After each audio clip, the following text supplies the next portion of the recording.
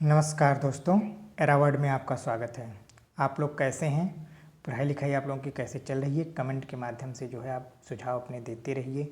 और जैसा कि आप जानते हैं कि हमारा इनलाइटमेंट नामक कोर्स आज से स्टार्ट हो गया है। ठीक है, तो जो लोग एडमिशन नहीं लिए हैं अभी एडमिशन चल रहा है, एडमिशन ले लीजिए।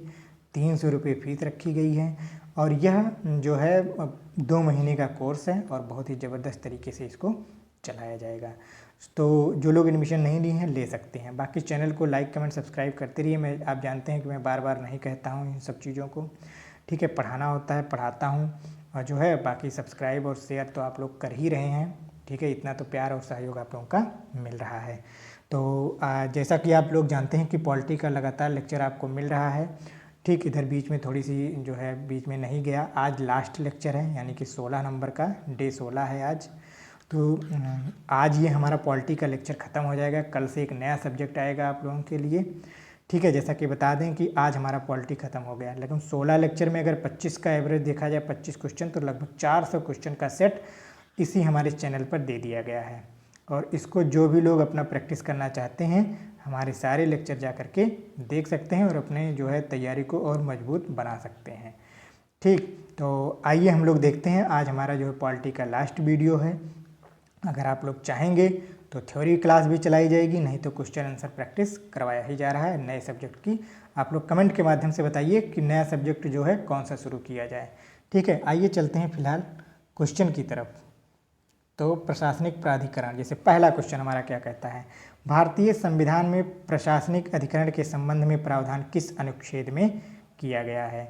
41वें संविधान संशोधन द्वारा, 42वें संविधान संशोधन द्वारा, 44वें संविधान संशोधन द्वारा, 46वें संविधान संशोधन द्वारा। तो प्रशासनिक अधिकरण के संबंध में जो प्रावधान किया गया है वो 42वें संविधान संशोधन के द्वारा किया गया है। हमारा पहला क्वेश्चन, ज़्यादा डिटेल में नहीं जाते हैं क्योंकि प्रैक्टिस ही करवाना है और आप लोग बाकी पढ़ाई तो कर ही रहे होंगे, थ्योरी क्लास। प्रशासनिक अधिकरण की शक्ति की स्थापना करने की शक्ति किसके पास होती है? राष्ट्रपति के पास, प्रधानमंत्री के पास, संसद के पास, लोकसभा के पास, अध्यक्ष के पास। तो प्रशासनिक अधिकरणों की शक्ति की स्थापना किसके पास होती है? संसद के पास होती है। ठीक है, अगला क्वेश्चन हमारा क्या कहता है, प्रशासनिक अधिकरण अधिनियम कब पारित किया गया? 1980 में, 1981 में, 1985 में, 1990। तो हमारा प्रशासनिक अधिकरण अधिनियम कब पारित किया गया? 1985 में पारित किया गया। ठीक, अगले क्वेश्चन की तरफ बढ़ते हैं। लगातार जो है प्रैक्टिस करते रहिए क्योंकि ये वन लाइनर टाइप के जो क्वेश्चन बनते हैं उन्हीं को यहाँ पर क्या किया जा रहा है, प्रैक्टिस करवाया जा रहा है। केंद्रीय प्रशासनिक अधिकरण का प्रधान अधिकरण कहाँ है? मुंबई में, नई दिल्ली में, तेलंगाना में या फिर पश्चिम बंगाल में? तो केंद्रीय प्रशासनिक अधिकरण का प्रधान अधिकरण नई दिल्ली में स्थापित है। ठीक, आइए 5वें क्वेश्चन की तरफ चलते हैं। क्वेश्चन ज़्यादा हैं, वीडियो ज़्यादा लंबा ना हो, आप लोग देख करके प्रैक्टिस करते रहिए। प्रशासनिक अधिकरण के पदाधिकारियों एवं सभी प्रकार के सदस्यों की नियुक्ति कौन करता है? लोकसभा अध्यक्ष, सभापति, राष्ट्रपति या प्रधानमंत्री? तो प्रशासनिक अधिकरण के पदाधिकारियों सभी प्रकार के सदस्यों की नियुक्ति कौन करता है? राष्ट्रपति करता है। ठीक है, आइए देखते हैं अगला क्वेश्चन हमारा क्या कहता है, राष्ट्रपति प्रशासनिक अधिकरण के न्यायिक सदस्य की नियुक्ति करते समय किससे परामर्श लेता है? उपराष्ट्रपति से, भारत के मुख्य न्यायाधीश से, लोकसभा के अध्यक्ष से या राज्यसभा के अध्यक्ष से? तो इनकी नियुक्ति करते समय यह भारत के मुख्य न्यायाधीश से क्या करता है? सलाह लेता है। ठीक है, आइए अगले क्वेश्चन की तरफ चलते हैं हम लोग। अगला क्वेश्चन हमारा क्या कहता है, संविधान संशोधन से अब बात आती है। ठीक है, भारतीय संविधान में संशोधन की प्रक्रिया का प्रावधान कौन सा अनुच्छेद करता है? बहुत ही ज़बरदस्त क्वेश्चन है और बहुत ही हल्का क्वेश्चन है। कब? 368 में इसका प्रावधान किया गया है। भारतीय संविधान में संशोधन कितने प्रकार से किया जा सकता है? 2 प्रकार से। ठीक है, आइए आगे बढ़ते हैं। संविधान में संशोधन करने की शक्ति किसे प्राप्त है? राष्ट्रपति को, संसद को, राज्यपाल को, प्रधानमंत्री को? तो संविधान में संशोधन करने की शक्ति जो प्राप्त है वो हमारी संसद को प्राप्त है। और हमारी संसद कैसे बनती है? लोकसभा से और राज्यसभा से। लोकसभा, राज्यसभा और प्लस हमारा कौन होता है, राष्ट्रपति होता है। इन्हीं से हमारी संसद मिलकर के क्या करती है, बनती है। और इसकी शक्ति किससे प्राप्त है, संसद को।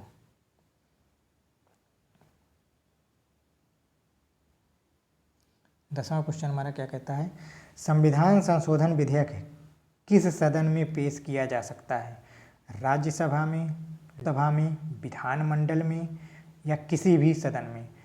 तो ये सदस्य नहीं, किसी भी सदन लिखा गया है, ठीक है। तो किसी भी सदन में हो, चाहे लोकसभा में हो और चाहे राज्यसभा में हो। 11 नंबर का क्वेश्चन हमारा क्या कहता है कि दोनों सदनों के पास संविधान संशोधन विधेयक को स्वीकृति प्रदान करता है, प्रधानमंत्री, राष्ट्रपति, संसद या राज्यपाल। तो जब दोनों सदनों से पास हो जाएगा तो राष्ट्रपति क्या करता है, उस पर साइन करता है और उसे स्वीकृति प्रदान करता है। अगला क्वेश्चन हमारा 12 नंबर का क्वेश्चन क्या कहता है, संविधान के कुछ अनुच्छेद में संसद द्वारा संशोधित किस बहुमत से किया जा सकता है। संविधान के कुछ अनुच्छेद में संसद द्वारा संशोधन किस बहुमत से किया जा सकता है। तो कुछ अनुच्छेदों में जो संशोधन हो सकता है वह विशेष बहुमत से, साधारण बहुमत से, राज्यपाल के बहुमत से या मुख्यमंत्री के बहुमत से। तो वह विशेष बहुमत से ही पारित किया जा सकता है, ठीक है। आते हैं अगला क्वेश्चन, संसद की संविधान संशोधन की शक्ति किसके द्वारा सीमित है, राष्ट्रपति के द्वारा, संविधान के मूल ढांचे द्वारा, संसद के मूल ढांचे द्वारा, राज्यपाल के मूल ढांचे द्वारा। तो इसकी शक्ति जो सीमित होती है संविधान के मूल ढांचे में, क्योंकि सुप्रीम कोर्ट क्या कहता है कि चाहे जितना भी परिवर्तन आप कर लो लेकिन उसके मूल ढांचे में कोई बदलाव नहीं होना चाहिए। आइए देखते हैं अगला क्वेश्चन हमारा 14 नंबर का क्वेश्चन क्या कहता है, संविधान में प्रथम संशोधन कब हुआ था। तो संविधान में प्रथम संशोधन 1950 में, 51 में, 52 में, 55 में। तो संविधान में प्रथम संशोधन हमारा कब हुआ था, 1951 में हुआ था, ठीक है। आइए बढ़ते हैं, आगे बढ़ते हैं। दादर नगर हवेली नामक बस्तियों को भारत संघ में संघ राज्य के रूप में किस संशोधन के अंतर्गत शामिल किया गया। 10वां संविधान संशोधन 1961, 9वां संविधान संशोधन 1960, 8वां संविधान संशोधन 1962, 7वां संविधान संशोधन 1961। तो दादर नगर हवेली नामक बस्तियों को भारत संघ में 10वां संविधान संशोधन अधिनियम 1961 के अंतर्गत शामिल किया गया था, ठीक है। आइए बढ़ते हैं अगले क्वेश्चन की तरफ। 16 नंबर का क्वेश्चन, संविधान की उद्देशिका पंथ निरपेक्ष समाजवादी अखंडता शब्द को किस संशोधन के द्वारा जोड़ा गया। 41वें संविधान संशोधन के द्वारा, 42वें संविधान के संशोधन के द्वारा, 45वें संविधान संशोधन द्वारा या 44वें संविधान संशोधन द्वारा। तो पंथ निरपेक्ष, समाजवादी तथा अखंडता शब्द को 42वें संविधान के संशोधन के द्वारा जोड़ा गया है, ठीक है। आइए बढ़ते हैं अगले क्वेश्चन की तरफ। 17 नंबर का क्वेश्चन, संविधान के भाग 4 में अनुच्छेद 5 का जोड़कर नागरिकों में मूल कर्तव्य का उल्लेख किस संशोधन के द्वारा किया गया। 41वें संविधान संशोधन, 42वें संविधान संशोधन, 44वें संविधान संशोधन, इनमें से कोई नहीं। तो ये कब जोड़ा गया, 42वें संविधान संशोधन के द्वारा। और 21 का में क्या दिया गया है, हमारे मूल कर्तव्य जोड़े गए हैं। कहाँ से लिया गया है, रूस के संविधान से।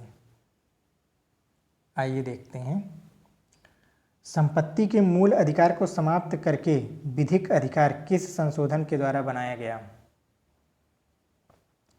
41वें संविधान संशोधन, 44वें संविधान संशोधन, 45वें संविधान संशोधन, 46वें संविधान संशोधन।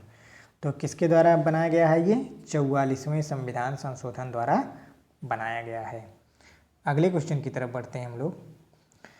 10वीं अनुसूची में जोड़कर दल बदल को रोकने के लिए कानून किस संशोधन के द्वारा बनाया गया। 42वें संविधान संशोधन 1985, 44वें संविधान संशोधन 1985, 52वें संविधान संशोधन 1985 या 42वें संविधान संशोधन 1985।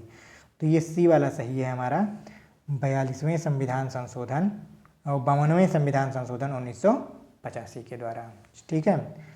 आइए बढ़ते हैं अगले क्वेश्चन की तरफ हम लोग। मतदान करने की आयु 21 वर्ष से घटाकर 18 वर्ष किस संशोधन के द्वारा किया गया। 61वें संविधान संशोधन के द्वारा, 45वें संविधान संशोधन द्वारा, 52वें संविधान संशोधन द्वारा या 42वें संविधान संशोधन। तो 61वें संविधान संशोधन के द्वारा न्यूनतम आयु 21 वर्ष से घटाकर 18 वर्ष किया गया।